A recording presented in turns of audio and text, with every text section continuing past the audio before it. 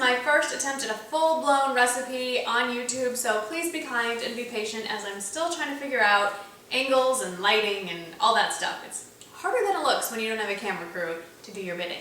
So I wanted to share with you one of my favorite go-to recipes for the summer. I learned this from watching Giada De Laurentiis on the Food Network, and the recipe is called Fusili alla Caprese, which is just basically pasta with tomatoes and mozzarella cheese. So the ingredients that you need, the big one of course would be pasta, and the one that I use now, because I'm really watching the carbs that I eat, if I'm going to put it in my mouth, I want it to be worth eating. So the brand that I have been that was recommended to me, and I'm going to recommend it to you, is called Dreamfields is the brand name, Dreamfields Healthy Carb Living. They actually sell this at Target. I'll put a link to their website and you can enter your zip code and find out where it's sold near you. They make a variety of pasta shapes. I picked the rotini. They have spaghetti and elbows and I think lasagna noodles as well, maybe a couple others. It only has 5 grams of digestible carbs per serving and low glycemic index and all that good stuff, so just make this like normal. The star of the show, I think, is not so much the caprese as the tomatoes. So you're going to need a whole thing of cherry tomatoes. I just get the cherry pack that comes like this. So this is what? How much is this? 10.5 ounces. So a container of cherry tomatoes. And then of course you will need mozzarella cheese, fresh mozzarella. Love it. I just grabbed whatever is in the deli case at my grocery store. Garlic. I cheat. I use the stuff that's already chopped up in the jar. So sorry. I know millions of Italians are cringing. And basil, preferably of course fresh basil leaves. I don't have any. My plants aren't producing enough leaves yet for me to run out and pick some. So what I keep in the fridge is this, it's by Gourmet Garden and it's in a squeeze tube. And it's all that's in here is basil, really, and some sea salt. It's gluten-free. And 1 tablespoon of this is the same as 1 tablespoon of chopped basil leaves. So to get started, I would say get your pasta water boiling.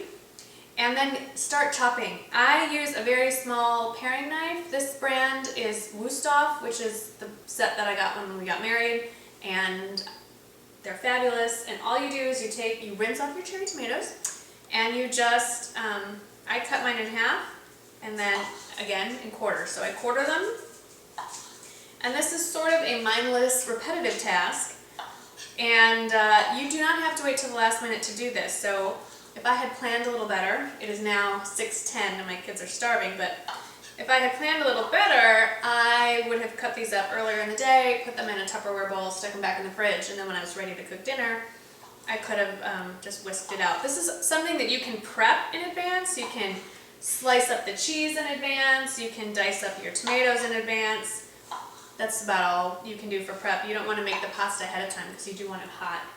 I'm also going to go ahead and chop up the mozzarella now, and this is just easy. You really are only supposed to use, I think it's, let me check my recipe, 8 ounces. This is 16 ounces, but we like cheese in my family, so I'll probably use, this comes pre-sliced, I'll probably use a little more than half. Save the rest for later. So what I like is that these are already sliced up in slices. So I just take a few. This is a different knife. This is just a chef's knife. And I will just cube this up. Like so. It doesn't have to be neat, but you want them bite-sized pieces about that big so that they mix well with pasta and you can get a nice mouthful. And I'm just going to throw them all on a paper plate, and I want to separate them as we go so that when you toss it with the hot pasta, you want it separated so that you don't get a giant chunk of cheese glob in your mouth, which isn't necessarily a bad thing, but... Okay, so for the rest of this, you're just going to hear my voice. I don't want to set part of my hair, but you're not going to see my head because I can't fit everything in the shot. So, I've got the water getting ready to boil over here. I have the pan where we're going to be doing the fun stuff. I have it on about medium heat, And you want to take extra virgin olive oil, and I'm sure it says how much you're supposed to put, but I always just kind of go around and around like that. Get that nice and hot. Okay, so I just take my garlic jar. There's not a lot left. This is minced garlic, and I take about a good wicking teaspoon and throw that in there. So anyway, I just want the garlic, I don't want to burn it.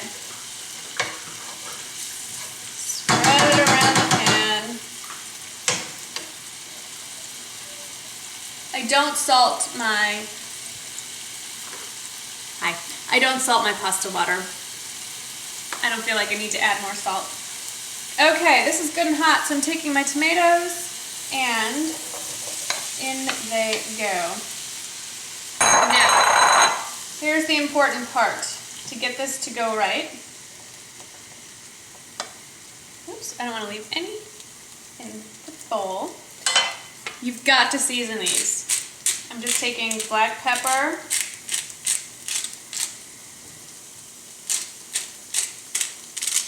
and the key here, I'm not salting the water. We like things a little spicy here. But I am going to salt the tomatoes. That's what helps get them soft enough. I don't know, about a teaspoon or so. Not even. And I just kind of grind that and salt all over. The idea here is to let them cook for a little bit, and then you're going to take either a fork or a potato masher and smush them up. So I just use, this is an OXO, I don't know, plastic smasher, and it's made for tomatoes, but I just smash them down.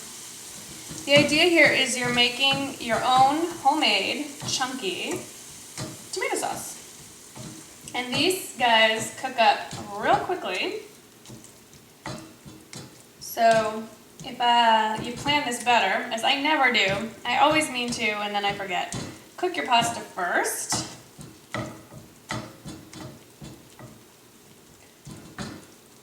So these are nice and smushy, like so. And then I'm going to let these continue to saute for a little bit. Okay, so my pasta is done, but instead of taking this to be drained, I want to reserve some of the water. It helps kind of thicken the sauce and make it a little bit gooier. So I'm just going to take a very big, almost like a spatula spoon, and I'm going to ladle this, drain it right from here, and put it into my bowl. Like so. Now I have my hot pasta, and I have my tomato sauce, and I'm going to, with the garlic, and just pour that right into the bowl. Get all that yummy garlic in there.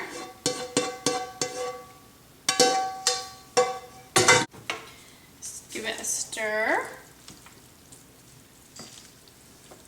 You can obviously use more tomatoes if you want.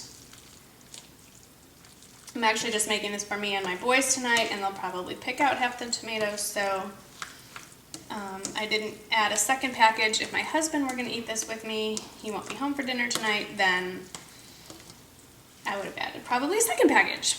I'm going to add a squirt of my basil. This is a brand new package.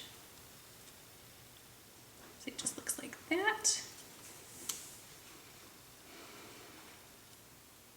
And I'm sure my kids are gonna love that. See, I mean, it's literally just crushed up basil leaves. So it looks like that. I'm gonna give it a quick stir. Oh, this smells so good. I wish you could smell this.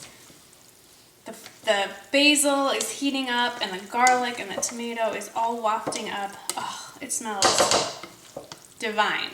Okay, now while the pasta is still hot, I'm going to take my chopped up cheese. I'm going to add a little bit, about half.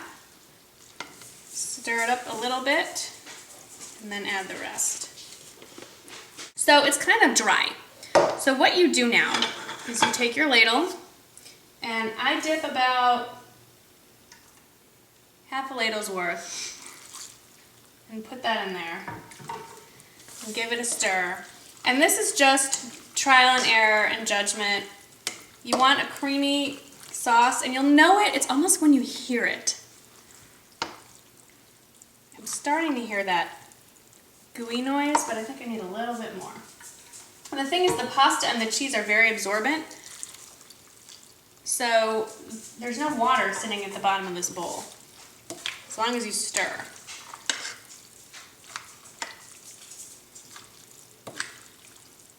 And you want to kind of break up the cheese. Do you hear this noise? That's the noise you're looking for. And that's it. Dinner is ready. So that is my quick and easy fusilli alla caprese. I know that there's some things I need to work on, so thank you for bearing with me through this first video, and now subsequent ones I know I'm already taking notes. They will be better. I would serve this with a side green salad and some garlic bread. I am going to pass on the garlic bread, but the kids can eat it. And there you go. If you wanted to add some grilled chicken slices and throw that in with the pasta, that would be a nice way to add some meat into this, or sausage, or whatever it is that your family likes to eat. We like to do some non-meat meals every once in a while, so that's how we're gonna eat it tonight.